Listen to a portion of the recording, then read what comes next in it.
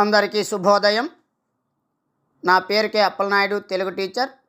నా యొక్క యూట్యూబ్ ఛానల్ని ఇంతవరకు సబ్స్క్రైబ్ చేయకపోతే సబ్స్క్రైబ్ చేసుకోండి, లైక్ చేయండి, షేర్ చేయండి. గుర్రం జాషువా గారు రచించిన పద్యంతో ప్రారంభిద్దాం. రాజు మరణించెనొక తార రాలిపోయే, కవియు మరణించెనొక తార గగనమెక్కే. రాజు జీవించే రాతి విగ్రహములందు, సుకవి జీవించే ప్రజల నాలుకలయందు. ఈరోజు ఇంటర్మీడియట్ మొదటి సంవత్సరం పద్యభాగం 4వ పాఠం శ్మశాన వాటి పాఠాన్ని ఈరోజు చెప్పుకుందాం. ముందుగా కవి పరిచయం చెప్పుకుందాం. తెలుగు పద్యానికి సుమధుర సౌరభాన్ని అద్దిన కవుల్లో ప్రముఖులు గుర్రం జాషువా.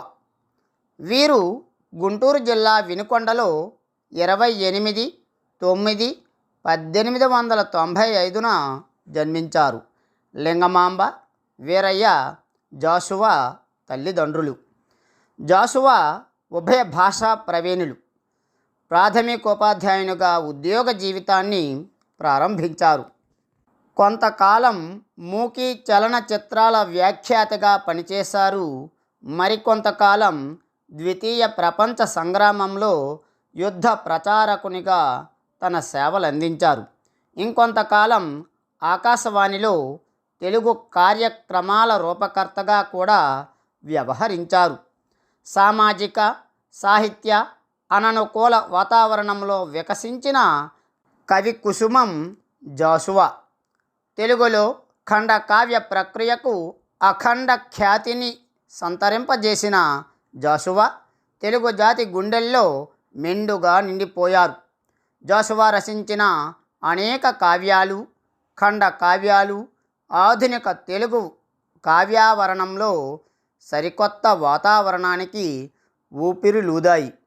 గబ్బిలం, ఫిరదౌసి, ముంతాజ్ మహల్, కాందిశీకుడు, క్రీస్తు చరిత్ర, ముసాఫరులు వంటివి జాషువాకు ఎనలేని గౌరవాన్ని సంతరింపజేశాయి. జాషువా కవితా వస్తువు సమకాలీన కవుల వస్తువు కంటే భిన్నమైంది. అంశం వర్తమానమైన, గతకాలమైన, సామాజికమైన, చారిత్రకమైన. జాషువా ఆ వస్తుతత్వాన్ని దర్శించే చూపు ప్రత్యేకమైంది, ఆవిష్కరించే తీరు విశిష్టమైంది. అందుకే ఎన్నో గౌరవాలు, బిరుదులు జాషువాను వరించాయి. కవి కోకిల, కవితా విశారద, కవి దిగ్గజ, నవయుగ కవి చక్రవర్తి, మధుర శ్రీనాథ, విశ్వకవి సమ్రాట్, కళా ప్రపూర్ణ, పద్మభూషణ్ వంటివి వాటిలో కొన్ని. గండ పెండేరాలు, కనకాభిషేకాలు, గజారోహణలు, పల్లకీలో ఊరేగింపులు, స్వేచ్ఛా పౌరసత్వం వంటి విశేష గౌరవాలు కూడా జాషువా వశమయ్యాయి. ఆధునిక తెలుగు కవిత్వానికి ఒక ప్రత్యేకమైన రంగు, రుచి, వాసనలను కల్పించిన జాషువా 24/7/1971 కన్ను మూశారు. పాఠ్యభాగ సారాంశం. ప్రస్తుత పాఠ్యభాగం శ్మశాన వాటి. దీనినే శ్మశాన వాటిక అని కూడా అంటారు. ఇది ఖండ కావ్య కవిగా గుర్రం జాషువాకు ప్రత్యేక గుర్తింపు తెచ్చిపెట్టిన విశిష్ట ఖండిక. ఇది వైరాగ్యాన్ని బోధించేది కాదు, జీవిత తాత్వికతను, సామాజికతతో ముడిపెట్టి చెప్పిన లోతైన ఖండిక. శ్మశాన వాటి అంటే లౌకిక స్థితిలో ఉండే అనేకానేక సామాజిక అంశాలకు, అసమానతలకు, హెచ్చు తగ్గులకు, వివక్షలకు, పీడనలకు, ఆధిక్య అనాధిక్య భావనలకు తావులేని తలం. అందరినీ సమానంగా హక్కును చేర్చుకునే నిశ్చల స్థలం. జీవిని లౌకిక జగత్తు నుండి అలౌకిక జగత్తుకు స్వాగతించే మహాప్రస్థాన స్థానం. జీవిత ప్రస్థానంలోని ఈ తాత్విక వాస్తవాన్ని కావ్యముఖంగా విద్యార్థులకు అందించడం ఈ పాఠ్యభాగం ఉద్దేశం. ఈ పాఠ్యభాగాన్ని మనసు ఫౌండేషన్ ప్రచురించిన జాషువా సర్వలభ్య రచనల సంకలనం నుండి స్వీకరించడం అయింది. పాఠ్యభాగ సారాంశం: జాషువా మహాకవి శ్మశాన వాటికను గూర్చి ఇలా చెప్పాడు: ఎన్నో సంవత్సరములు జరిగిపోయాయి, కానీ శ్మశానంలో కళ్ళు మూసిన దురదృష్టవంతుడు ఒక్కడ కూడా లేచి రాలేదు. ఈ కదలిక లేని నిద్ర ఎన్నాళ్ళో తల్లుల కన్నీటిలో పడి అక్కడి పాషాణాలు కాలిపోయాయి. శ్మశానంలో సౌఖ్యము అధికంగా క్రీడిస్తుందేమో. వల్లకాడులో దట్టమైన మబ్బులు ఆకాశాన్ని క్రమ్ముతాయి. గొడ్ల గోబలు దయ్యాలు కలసి ఆటలాడతాయి. కాకోలములు పెద్దగా అరుస్తాయి. ఎక్కడ గుండె జల్లుమంటుంది. శ్మశానంలో కవీశ్వరుని కమ్మని కలము నిప్పులలో కరగిపోయింది. ఇక్కడ రాజ్యాలు ఏలిన రాజుల అధికార ముద్రలు అంతరించాయి. ఇక్కడ యువతి నల్లపూసల అందం గంగలో కలిసింది. ఇక్కడ చిత్రకారుడి కుంచె నశించింది. ఇక్కడ శివుడు పిశాచాలతో కలిసి గజ్జె కదలించి నాట్యం చేస్తాడు. ఇది మరణదూత పాలించే భస్మ సింహాసనము. శ్మశానంలో కటిక చీకటిలో కొత్త సమాధి మీద మినుగురు పురుగులా వెలుగుతున్న దీపంలో ఆముదం అయిపోయినా అది ఆరిపోవడం లేదు. బహుశా అది దీపం కాదేమో. కొడుకు మరణించిన తల్లి తన హృదయాన్ని అక్కడ పెట్టి వెళ్ళిందేమో. ఎప్పటికైనా ఒకనాటికి కవుల కళలు, గాయకుల కమ్మని కంఠాలు ఈ శ్మశాన వాటిక యొక్క కోట వాకిలిలో అడుగు పెడతాయి. కాళిదాస భారవి కవుల శరీరాలు ప్రకృతిలో నేడు చిన్న చిన్న రేణువులయ్యి మట్టిలో కలిసిపోయి ఉంటాయి. శ్మశాన వాటిని చూస్తే గుండె కరుగుతుంది.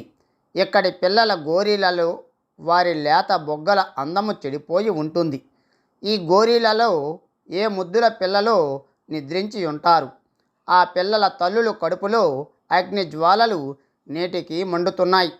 శ్మశానంలో అస్పృశ్యతకు తావు లేదు. ఈ శ్మశానము భూమి కదలికలను మృంగి తన కడుపులో ఉంచుకుంటుంది. పులితో పాటు మేకను సైతం ప్రక్కన పరుండ పెట్టి జోకొడుతుంది. ఇది అభేద భావాన్ని ప్రదర్శిస్తుంది. ఇక్కడ ధర్మము సంచరిస్తుంది. శ్మశానంలో గొప్ప ధనవంతుడి అందమైన పాలరాతి గోరి ప్రక్కన పారవేయబడిన శవము చింపిరి బట్టలతో పొర్లాడుతుంది. బహుశా ఆ పేదవాడు ఆకలి మంటతో బాధపడి తిండి కోసం కేకలు వేసి చచ్చిపోయి ఉంటాడు. అటువంటి పేదవాడి కోసం ఎవడు విచారించడు. శ్మశాన భూమి కూడా అతడి శరీరాన్ని తనలో దాచుకోదు. ఇప్పుడు పాఠంలోని పద్యాలు చెప్పుకుందాం. ఎన్నో ఏండ్లు గతించిపోయినవి గాని ఈ శ్మశాన స్థలిన్ గన్నుల్ మోర్చిన మందభాగ్యుడు ఒక్కడు ఒక్కడు ఒక్కడై నన్ను లేచిరాడు అకట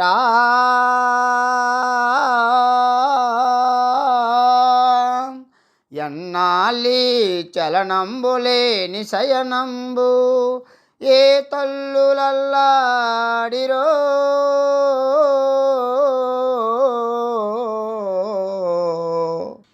ఏ తల్లులల్లాడి అల్లాడిరో కన్నీటం వాడి క్రాగిపోయినవి నికం విందు పాషాణముల్. అర్థాలు: ఎన్నో ఏండ్లు, ఎన్నో ప్లస్ ఏండ్లు, ఎన్నో ఏండ్లు అంటే ఎన్నో వేల సంవత్సరాలు, ఎన్నో వేల సంవత్సరాలు గతించిపోయినవి. గతించిపోయినవి అంటే జరిగిపోయాయి. కానీ కానీ అంటే కానీ ఈ శ్మశానస్థలిన్, ఈ శ్మశానస్థలిన్. ఈ శ్మశానస్థలిన్ అంటే ఈ వల్లకాడు నేలలో, అంటే ఈ శ్మశాన భూమిలో కన్నుల్ మోడ్చిన, కన్నులు మోడ్చిన అంటే కన్నులు మూసిన, అంటే ఈ శ్మశానంలో నిద్రించిన, కన్నులు మూసిన మందభాగ్యుడు. మందభాగ్యుడు అంటే దురదృష్టవంతుడు. మందభాగ్యుడు అంటే దురదృష్టవంతుడు. ఒక్కడు ఒక్కడు ఒక్కడైనను, ఒక్కడైనను అంటే ఒక్కడైనా లేచిరాడు. లేచిరాడు అంటే లేచి రావడం లేదు, అంటే నిద్ర నుండి లేచి లోకంలోకి రావడం లేదు, అంటే పరలోకానికి వెళ్ళిపోయాడని అర్థం. అకట అకట అంటే అయ్యో. ఈ చలనంబు లేని, ఈ చలనంబు లేని అంటే ఈ కదలిక లేని. శయనంబు, శయనంబు అంటే నిద్ర. ఎన్నాళ్ళు, ఎన్నాళ్ళు అంటే ఇంకా ఎన్ని రోజులు. ఏ తల్లులు అల్లాడిరో, ఏ తల్లులు అంటే ఏ జననులు, అంటే ఏ మాతృమూర్తులు అల్లాడిరో.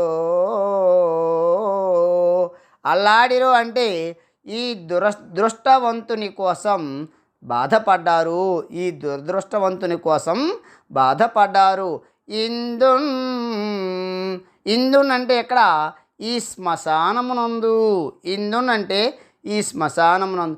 పాషాణముల్, పాషాణములు అంటే రాళ్ళు. కన్నీటంబడి, కన్నీటన్ ప్లస్ పడి, కన్నీటన్ పడి అంటే చనిపోయిన వారి ఆ తల్లుల వేడి కన్నీటిలో పడి. కన్నీటన్ పడి అంటే చనిపోయిన వారి ఆ తల్లుల వేడి కన్నీటిలో పడి క్రాగిపోయినవి. క్రాగిపోయినవంటే కాలిపోయాయి. నిక్కంబు, ఈ మాట నిజము.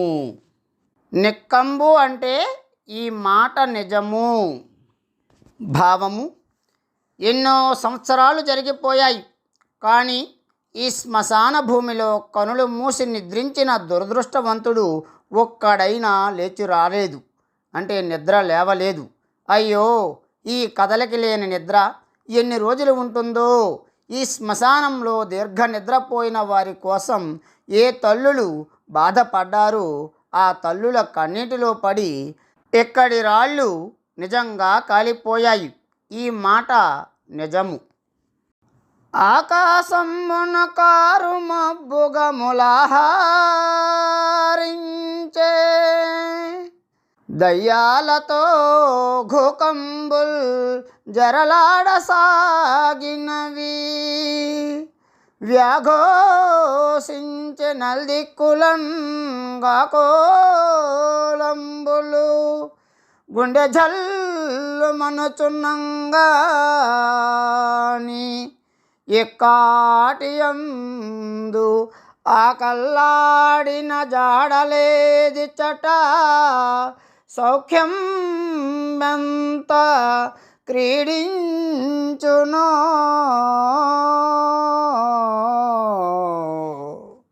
ఆకాశంబున కారు మబ్బుగములాహారించే, దయ్యాలతో ఘోకంబుల్ జరలాడసాగినవి.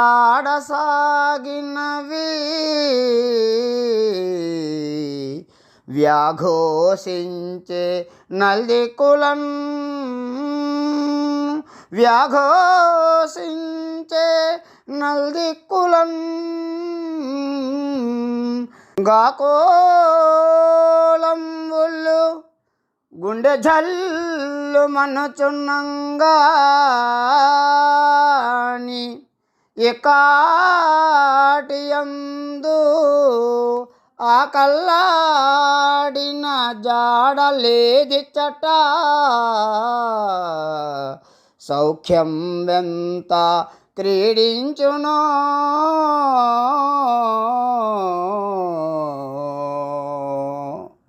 ఆకాశంబును ఆకాశంబును ఆకాశంబును అంటే ఆకాశాన్ని కారు మబ్బు గములు ఆహారించెను కారు మబ్బు గములు అంటే దట్టమైన మేఘముల యొక్క సమూహములు ఆహారించెన్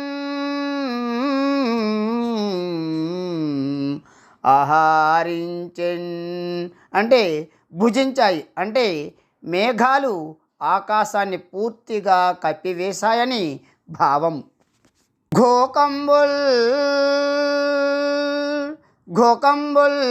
ఘోకంబుల్ అంటే గొడ్ల గోబలు.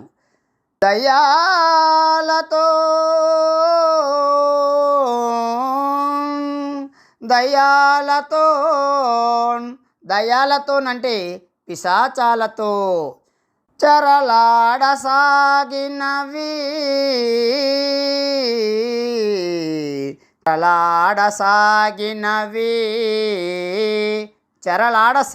అంటే ఉత్సాహంతో ఆడుకోవడం మొదలుపెట్టాయి.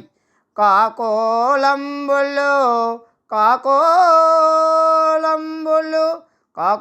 అంటే మాల కాకులు, అంటే నల్లని బొంత ఆకులు. నల్దిక్కులం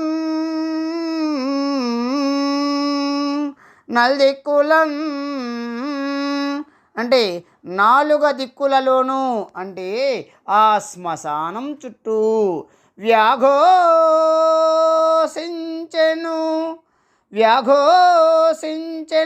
వి+ఆఘోషించెన్ అంటే విశేషంగా అరచాయి. గుండె జల్లు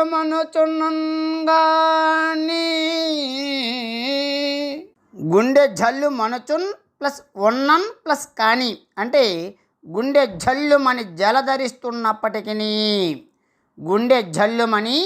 జలధరిస్తున్నప్పటికీ ఈ కాటియందున్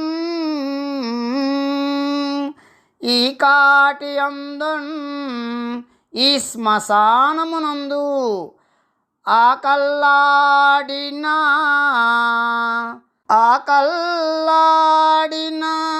అంటే ఆకు +అల్లాడిన అంటే ఆకు సైతం కదలిన జాడలేదు అంటే గుర్తు లేదు. సౌఖ్యంబు హాయి లేక సుఖము ఎక్కడ?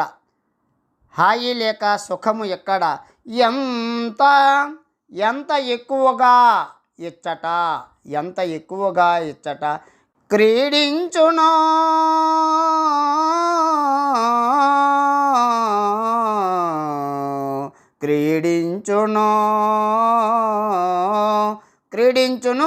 +ఓ ఆటలాడుకుంటుందో.